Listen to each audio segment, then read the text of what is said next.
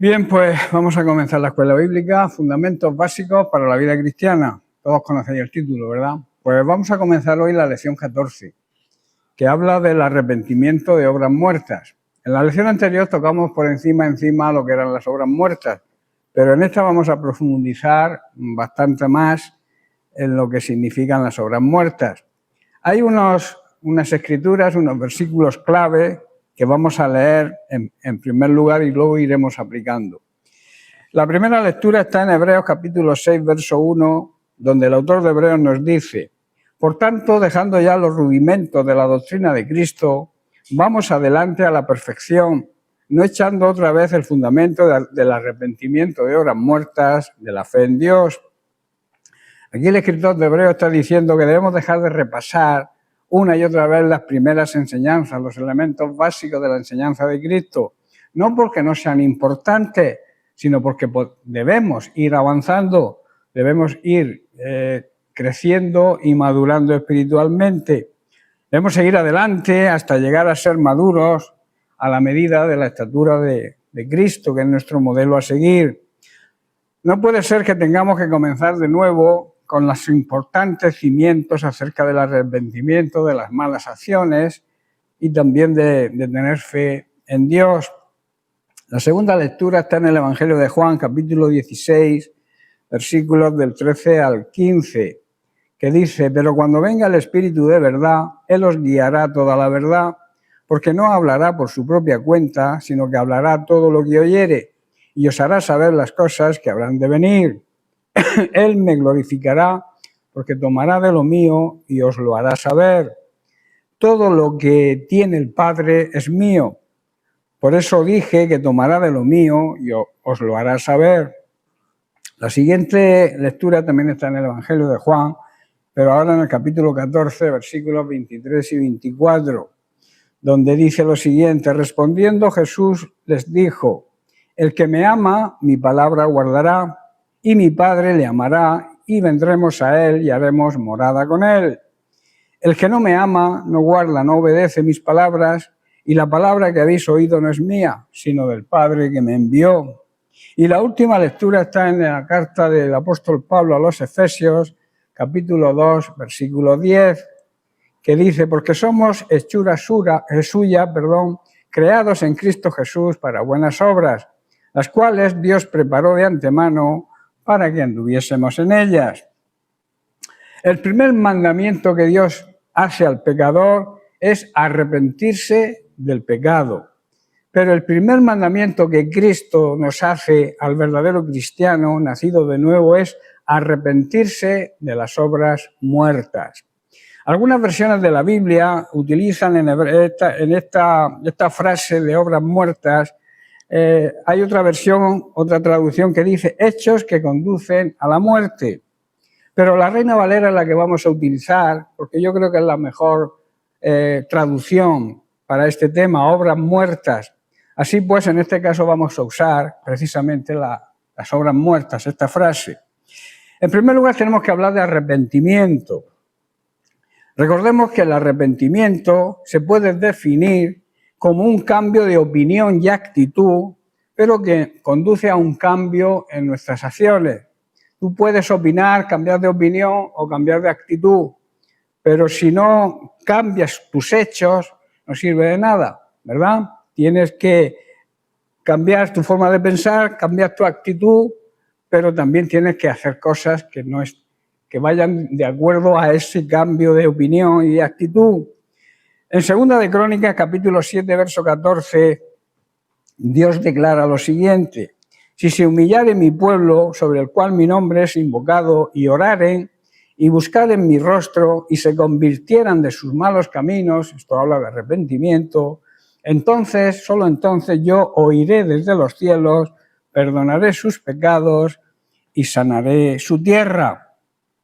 Charles Finney dijo, Charles Finney fue uno de los que lideró el segundo gran despertar cristiano en Estados Unidos, allá por el siglo XIX. Él dijo: el arrepentimiento implica un abandono intelectual y del corazón, o sea, de la mente y del corazón, de todo. Y cada aspecto que controversie, o sea, que se oponga, que debata, que discuta con Dios.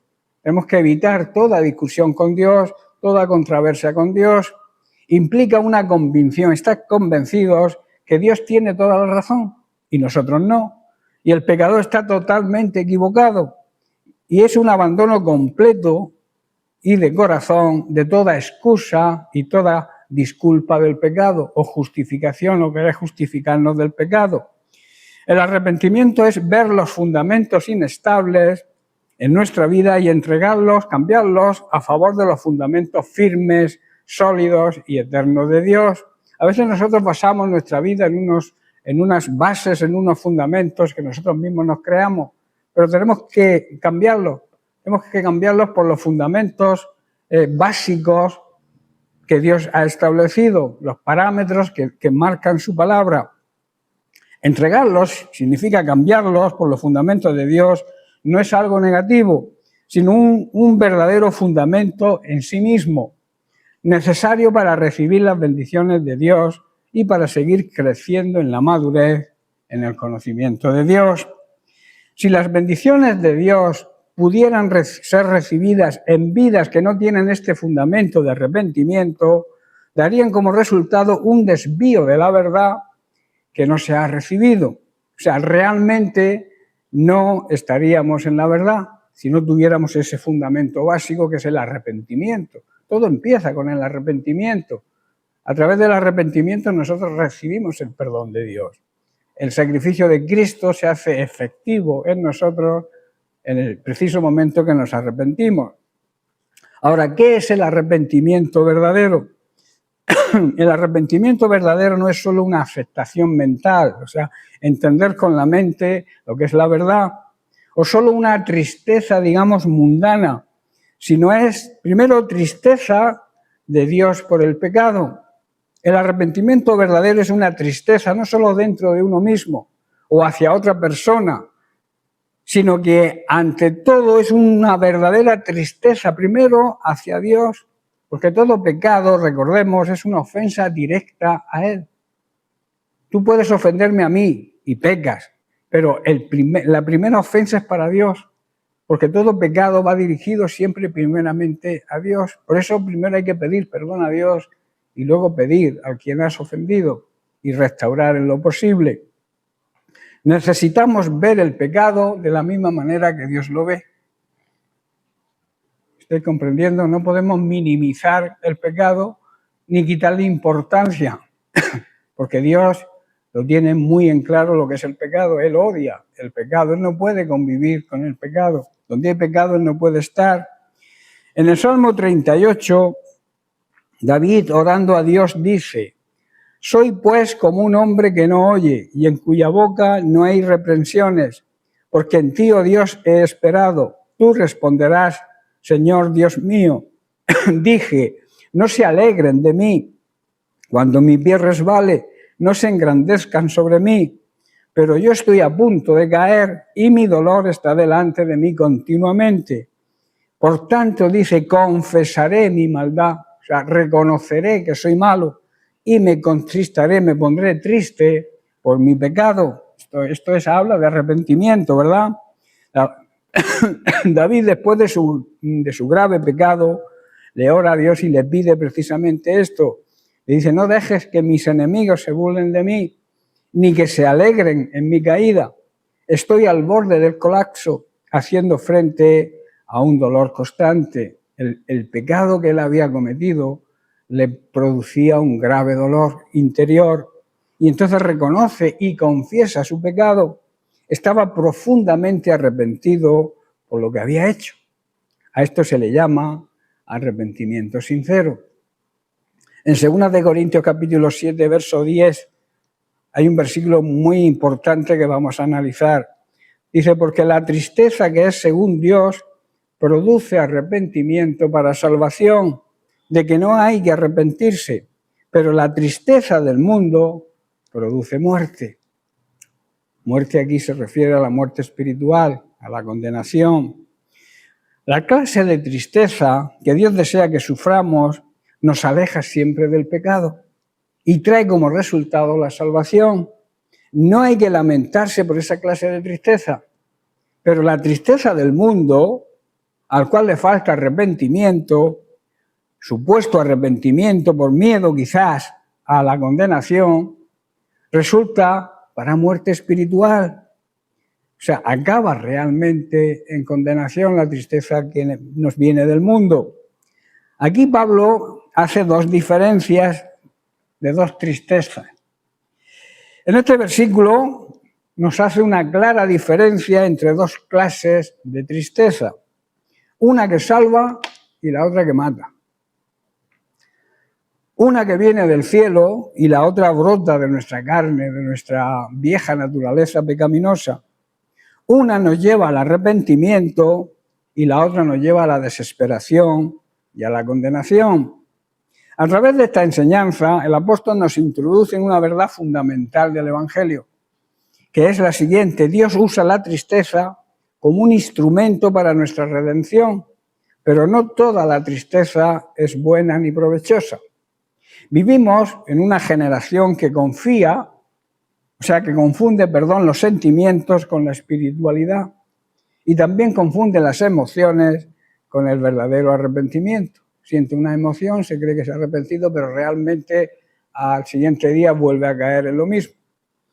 Pero aquí Pablo nos señala con claridad que la tristeza, según Dios, no es simplemente una emoción, sino una obra espiritual, es obra del Espíritu Santo que nos convence, que nos redarguye y que nos lleva a un fruto glorioso, el arrepentimiento para salvación.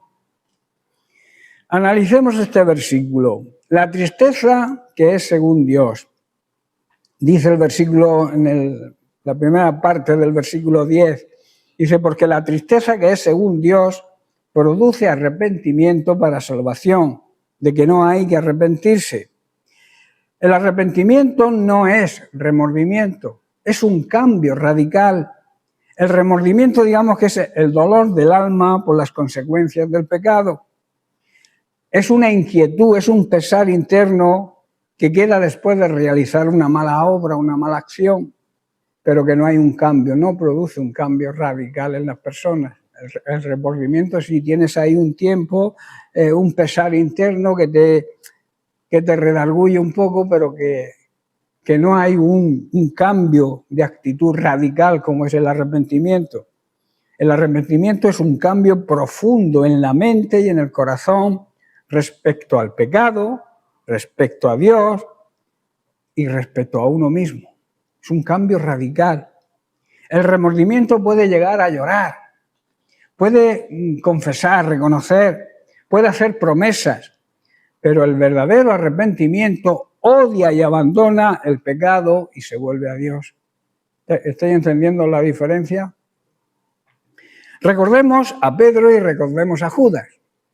Pedro negó a Cristo y lloró amargamente, pero su tristeza le condujo a buscar a Jesús, a mirar a Jesús, a buscar su perdón, y entonces Pedro fue restaurado, ¿verdad?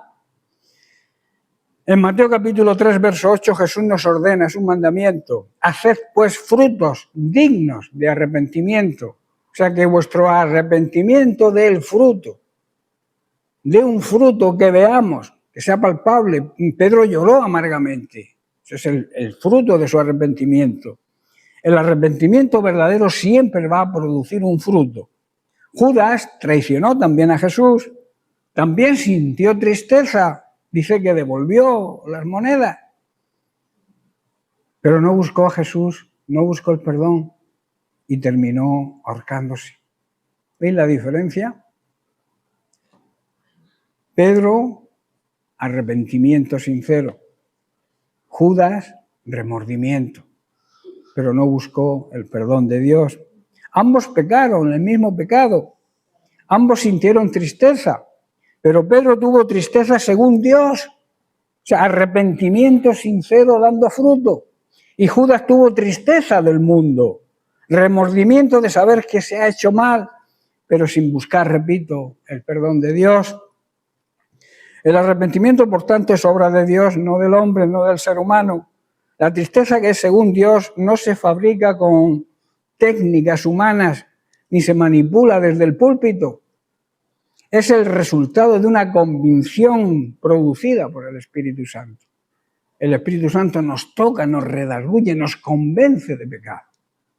O sea, es algo que produce, que yo no puedo producir en ti, yo no puedo producir en ti el arrepentimiento. Es el Espíritu Santo, es obra del Espíritu Santo, el cual te redarguye y produce en ti el arrepentimiento.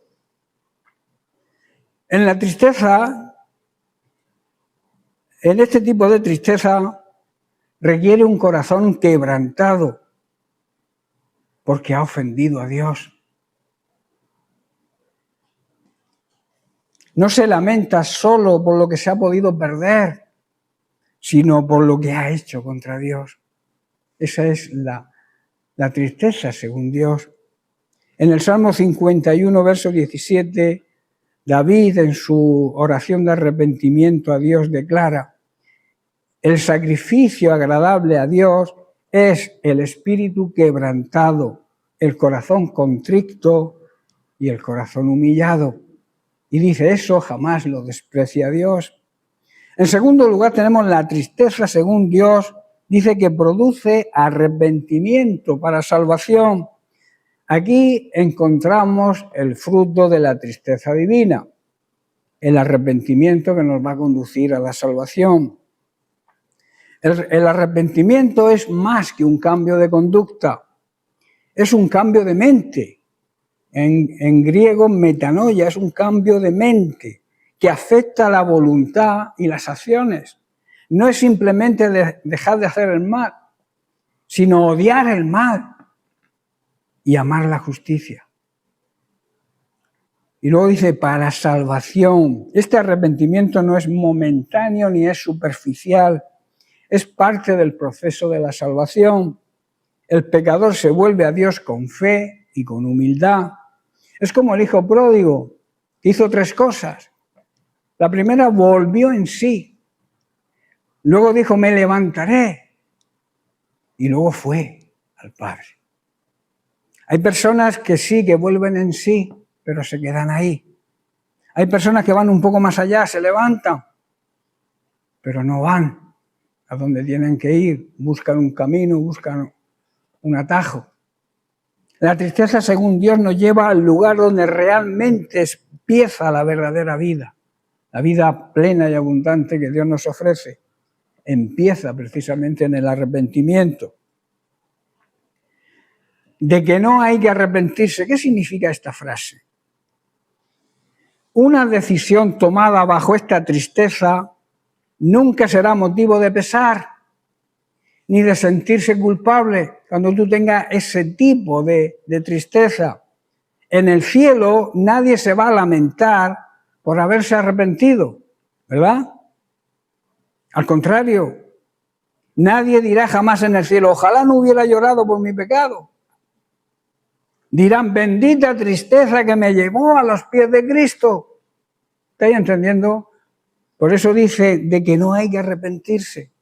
Esa tristeza nos hace no sentir pesar por lo que hemos hecho, porque hemos sido perdonados, ni de sentirnos culpables, porque cuando estemos en el cielo nadie se va a quejar de haber sufrido esa tristeza que los llevó a los pies del Salvador. En tercer lugar, la tristeza del mundo produce muerte, produce condenación. Pablo nos advierte que hay una tristeza que no salva, sino que nos destruye, nos condena. La muerte espiritual. Por ejemplo, la tristeza del orgullo herido. Muchos se entristecen cuando su pecado queda expuesto, queda descubierto. No porque ofendieron a Dios, sino porque fueron descubiertos. Es una tristeza por el escándalo y no por haber pecado contra Dios. ¿Estáis entendiendo? La tristeza del orgullo herido. La tristeza del legalismo. Otros sienten pesar porque no cumplen sus estándares morales o religiosos, pero no tienen relación vital con Cristo, no tienen esa relación íntima con Cristo. Esta tristeza nace de la ley, no nace del Espíritu. Es una carga que mata, que jamás nos libera. Incluso muchas veces puede ocasionar competencia y envidias. ¿Estáis entendiendo? Esta tristeza tiene consecuencias mortales. Esta tristeza primero lleva a la desesperación, como le ocurrió a Judas. También lleva al endurecimiento de corazón. Recordemos al faraón. A la muerte espiritual, cuando nuestra alma se aleja aún más de Dios. Yo haría las siguientes preguntas llegando a este punto. ¿Has conocido esa tristeza que viene de Dios? ¿Has sentido cuando has fallado, cuando has pecado contra Dios? ¿Has sentido ese arrepentimiento? No porque haya producido en ti una pérdida personal, una pérdida, sino porque has ofendido a Dios. ¿Has sentido esa tristeza de haber ofendido a Dios? ¿Has llorado alguna vez porque pecaste contra nuestro Señor y Salvador, que es tan amoroso y tan fiel? ¿Te ha dolido ofender a aquel que murió por ti? ¿O simplemente te sientes mal porque te han descubierto? Son preguntas muy interesantes, ¿verdad?, que deberíamos hacernos. La verdadera conversión no comienza con una sonrisa, comienza con lágrimas de arrepentimiento. No hay nueva vida sin primero morir a nuestro yo, a nuestra vieja vida. El Evangelio no solo nos hace felices, antes nos quebranta, pero ese quebranto nos conduce a la humildad, a reconocer a Dios, a que dependemos de Él, y eso nos va a llevar al arrepentimiento verdadero. Es como, digamos, el arado que rompe la tierra para que la semilla caiga y fructifique. ¿Estáis entendiendo? Debemos pedir a Dios en oración que nos conceda esa tristeza santa que salva y que nos haga huir de la tristeza según el mundo incrédulo que nos rodea. No huyamos jamás del dolor que nos lleve a Cristo. Mejor es llorar hoy con un arrepentimiento sincero, como hizo Pedro, que lamentarse eternamente sin esperanza en el infierno. ¿Verdad? Es preferible llorar ahora que no perder toda esperanza. La conclusión es que hay una tristeza que vale la pena y otra tristeza que nos conduce a la condenación. No toda tristeza es mala. Hay una tristeza que es bendita y buena, porque es la puerta que nos conduce a la salvación. En Mateo capítulo 5, verso 4, Jesús nos dice: bienaventurados los que lloran, porque ellos recibirán consolación. Nuestro Señor y Salvador Jesucristo aquí no se refiere al llanto por cosas materiales o por problemas comunes de la vida. No se refiere a ese tipo de llanto. Se trata de un llanto espiritual, un dolor profundo por el pecado. El propio pecado, pero también por el pecado de la humanidad. Sentimos compasión por las personas que se condenan y eso nos lleva a evangelizar. Es el corazón quebrantado que reconoce su maldad delante de Dios. No es tristeza sin esperanza, sino un llanto que nace del arrepentimiento genuino. Como dijo David, Dios no desprecia el corazón contrito y humillado. Es allí donde Él pone su mano para consolar, para sanar y para restaurar. La consolación aquí no es una emoción pasajera, sino la paz que Dios nos inunda el alma, el perdón completo y el abrazo del Padre Celestial a sus hijos. Llorar por el pecado nos lleva a la cruz y en la cruz hallamos al Salvador que nos consuela. Si hay un corazón que se quebranta, Cristo no solo ve las lágrimas, Él las enjuga y el Espíritu Santo mismo es quien trae esa dulce consolación que el mundo no puede darnos. El mundo no puede consolarnos si realmente somos cristianos verdaderos. y hemos pecado contra Dios y sentimos la tristeza de haberle ofendido. Dios bendice a los que lloran por esa tristeza, según Dios, como hizo Pedro, y promete que serán consolados. Hay un llanto que es verdadero, porque nace en lo más profundo de nuestro ser y porque nos lleva al pie de la cruz. Y allí, donde surgen nuestras lágrimas, Dios las enjuga y nos da gozo eterno. Seguimos con la pregunta, ¿qué es el arrepentimiento verdadero? Hemos hablado de la tristeza de Dios por el pecado, ¿verdad? De los dos tipos de tristeza. La segunda es la confesión del pecado. Confesar el pecado. En el Salmo 32, versículo 5, dice David, mi pecado te declaré, o sea, lo confesé, te lo confesé, y no tapé, no encubrí mi iniquidad. Dije, confesaré mis transgresiones a Dios, y tú perdonaste la maldad de mi pecado. Si quieres que Dios te perdone, tienes que reconocer, tienes que confesar tu pecado delante de Él. Al final, David confesó a Dios todos sus pecados y no intentó ocultar su culpa. Esto es un verdadero arrepentimiento. Le confesó todas sus rebeliones y Dios, claro, Dios siempre está esperando ese arrepentimiento verdadero. Dios lo perdonó y toda su culpa desapareció y hizo las cosas muy malas. Hizo cosas muy malas. Muchas veces la gente pregunta ¿por qué pone en la Biblia cosas que los grandes hombres de Dios hicieron mal? Pues para una enseñanza para nosotros, para saber lo que puede ocurrir en el corazón humano y estar siempre atentos de que no nos ocurra lo que les ocurrió a grandes siervos de Dios. Todos estamos en peligro de caer. En 1 de Juan capítulo 1, verso 9 dice el apóstol, si confesamos nuestros pecados, Él, Dios, es fiel y justo para perdonar nuestros pecados y limpiarnos de toda maldad. Vivimos en tiempos en los que se habla y se predica mucho del amor de Dios, y eso no es malo, ¿verdad? Pero se predica poco del pecado y de sus consecuencias. Yo estoy seguro que aquí en esta iglesia no, ¿verdad? Aquí se predica del pecado y de sus consecuencias, porque Dios no quiere que ninguno se condene.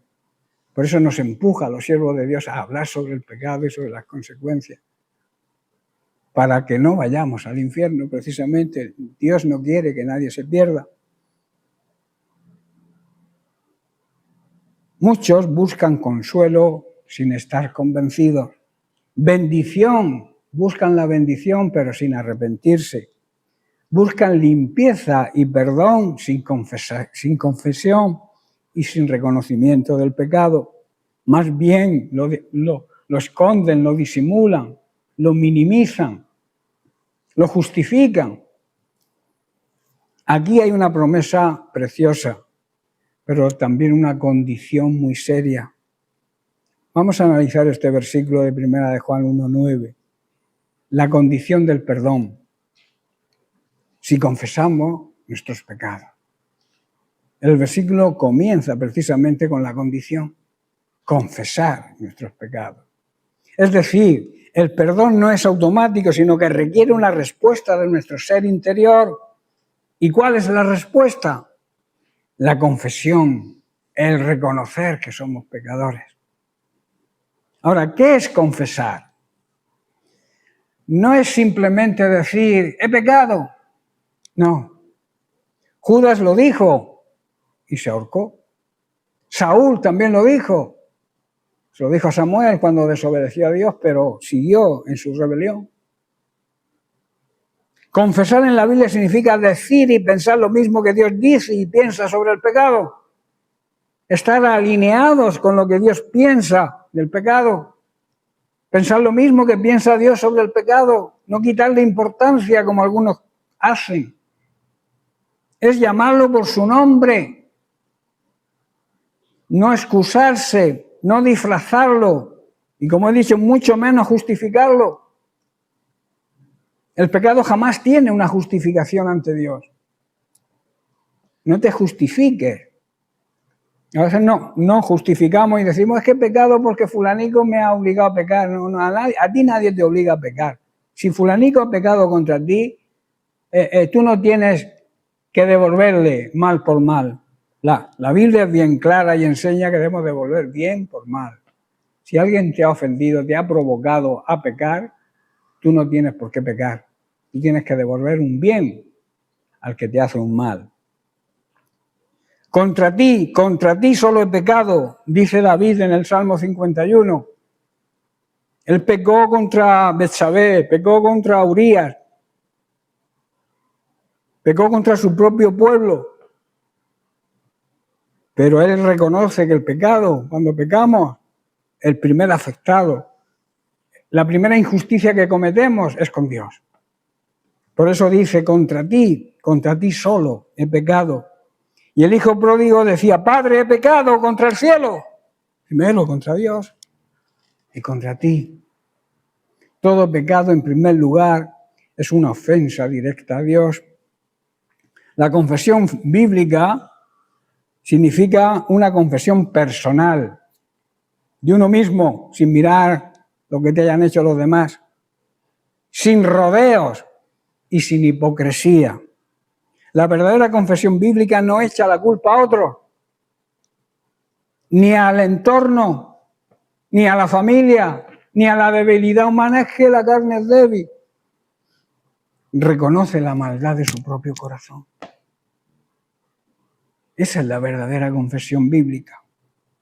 ¿Por qué necesitamos confesar? Sería la siguiente pregunta.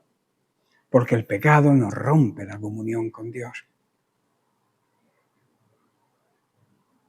Aquí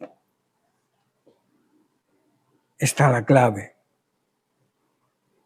No perdemos quizá la relación con Dios si somos hijos, porque esto va dirigido a los hijos, a la iglesia. Juan le escribe a la iglesia, no le escribe a los incrédulos. El pecado rompe la comunión con Dios. Si existe la relación, si somos verdaderamente hijos, pero lo que se pierde es la intimidad con Él. Dios no puede convivir de una manera íntima con el pecado. El apóstol Juan está hablando, como digo, a los creyentes, a la iglesia, y no estamos jugando, nos estamos jugando mucho si no confesamos nuestros pecados ante Dios. Por ejemplo, un padre puede seguir amando a su hijo aunque éste se le haya revelado, ¿verdad? Pero la armonía con ese hijo se rompe hasta que el hijo regrese y dice, papá, perdóname, ¿verdad? O mamá. Tú seguirás amando a ese hijo rebelde, pero la comunión con ese hijo rebelde se rompe. Pues así mismo ocurre con Dios. Luego tenemos el carácter de quien perdona, que es Dios, ¿no? El carácter de Dios es fiel y es justo. Aquí está el fundamento de nuestra esperanza. No confiemos en nuestras lágrimas ni en nuestra sinceridad, sino en el carácter de Dios. Dios es fiel, Él cumple sus promesas. Él ha prometido perdonar a aquel que confiesa su pecado y se aparta. Le ha prometido misericordia. Y Dios no falla, Él cumple siempre sus promesas. Pero claro, hay una condición, que es confesar el pecado y luego apartarse. Está la decisión y luego el hecho. Yo decido confesar a Dios mi pecado y luego me aparto, actúo, la acción. En Isaías capítulo 55, verso 7, Dios dice a través del profeta, deje el impío su camino y el hombre inicuo sus pensamientos y vuélvase al Señor, el cual tendrá de él misericordia, y al Dios nuestro, el cual será amplio en perdonar. Y Salomón en Proverbios 28:13 se hace eco de estas palabras y dice, el que encubre sus pecados no prosperará, nada le irá bien, mas el que los confiesa y se aparta, la acción, alcanzará misericordia. Dios no es como nosotros. Hoy perdonamos y mañana recordamos, ¿verdad? Él es fiel en su pacto. Él es fiel a su Hijo Jesucristo. Él es fiel a su palabra siempre. Él no cambia. Es el mismo ayer, hoy y por los siglos. Su amor, su fidelidad, su misericordia, su justicia son eternas. Dios es justo. Pero alguien podría preguntarse, ¿cómo puede ser Dios justo y al mismo tiempo perdonar? Si alguien merece un castigo, ¿cómo lo perdonas? ¿Verdad?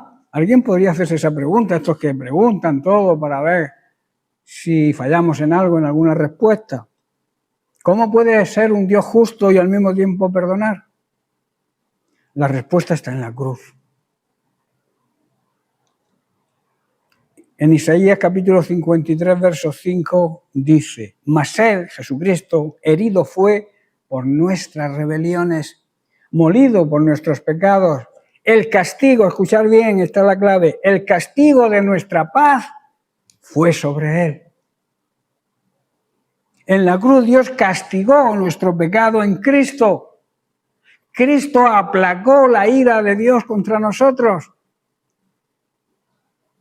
Por eso la respuesta de que Dios perdona está en la cruz, en lo que Cristo hizo por nosotros. Por eso ahora perdonar no es un acto caprichoso o gratuito de la compasión de Dios, sino es un acto legal de justicia divina. El perdonar no es un capricho de Dios, porque Él decide perdonarnos porque es soberano y porque Dios no. Se hace por justicia legal y divina, porque Cristo nos justificó. Cristo se hizo nuestra justicia y por eso recibimos el perdón. Si Cristo no hubiera muerto en la cruz, nosotros jamás podríamos recibir el perdón. ¿Estáis entendiendo? Imaginaos a un juez que tiene a su propio hijo culpable de un delito delante de él. Si por ser hijo simplemente lo dejara libre, ¿sería un juez justo? Sería un juez injusto, ¿verdad?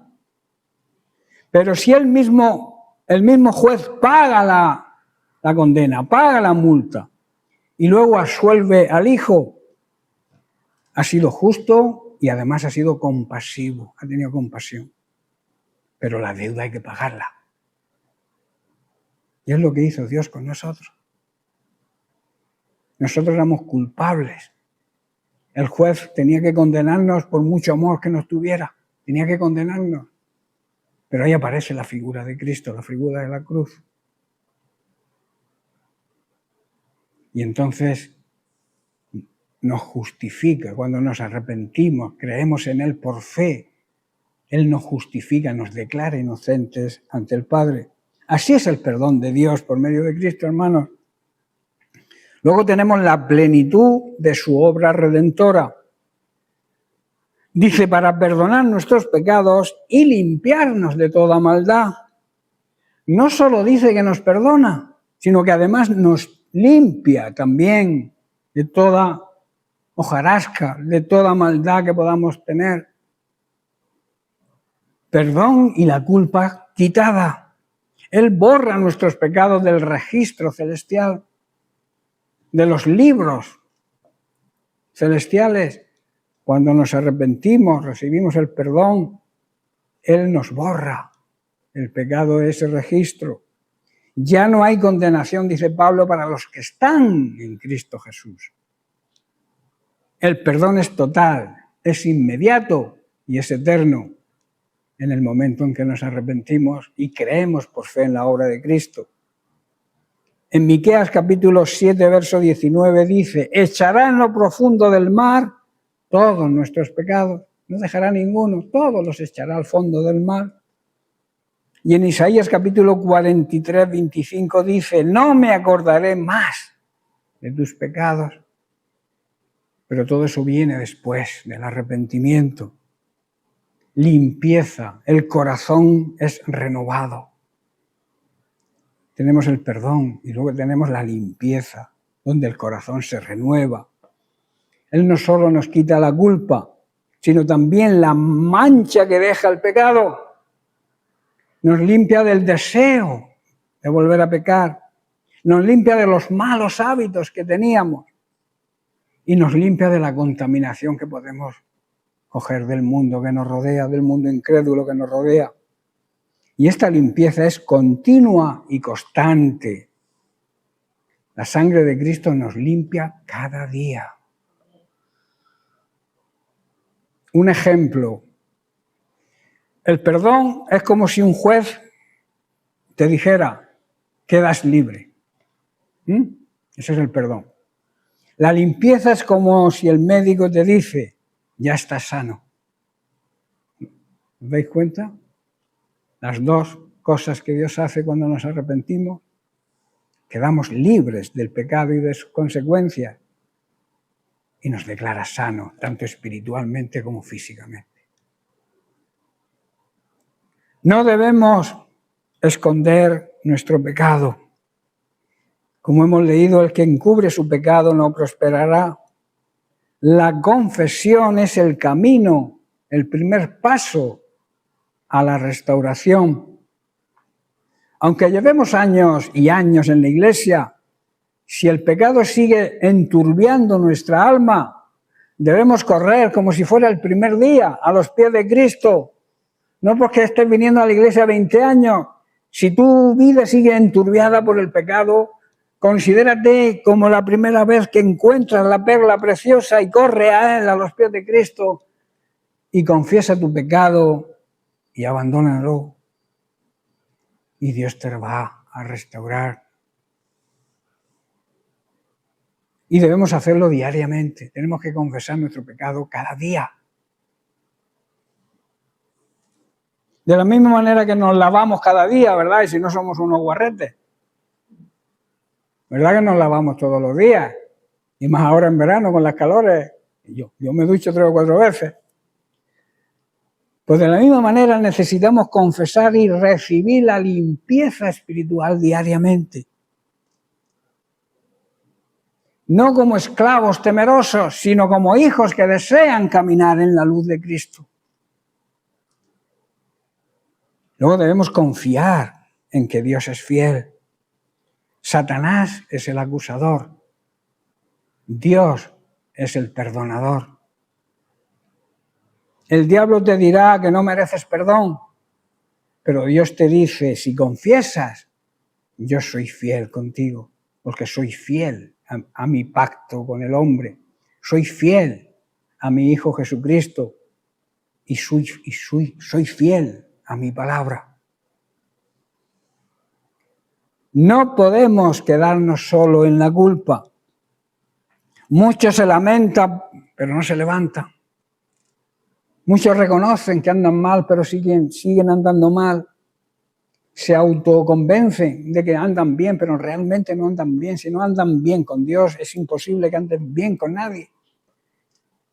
Muchos se lamentan, repito, pero no se levantan. Al confesar y alejarnos del pecado se recibe el perdón y entonces se empieza a caminar en victoria. Dios no solamente nos perdona, como hemos visto, sino que también nos limpia. Por eso tenemos que confesar, esa es la decisión. Y luego alejarnos, esa es la acción. Si tú confiesas, si tú tomas la decisión de confesarle al Señor tu pecado, de reconocer tu pecado, pero no te alejas, no lo dejas, no sirve de nada. Tu corazón está siendo endurecido. Porque oyes lo que tienes que hacer, te lo repiten, lo sigues oyendo, lo sabes, pero sigue tu corazón endurecido con el pecado. Por eso no debemos aplazar jamás nuestra decisión. Él está siempre dispuesto a perdonar y a limpiarnos. Y termino con esto, no hay pecado, por muy negro o grande que nos parezca, que la sangre de Cristo no pueda limpiar. Pero tenemos que tomar la decisión nosotros. La parte nuestra, el arrepentimiento genuino, el arrepentimiento que da fruto, El arrepentimiento que no es simplemente remordimiento, sentirte mal porque has hecho una cosa fea, sino ese cambio radical, esa metanoia, ese cambio de pensar y de actuar que nos conduce a la tristeza por haber ofendido a Dios. Amén. Bien, pues que Dios les bendiga. Seguimos la semana que viene.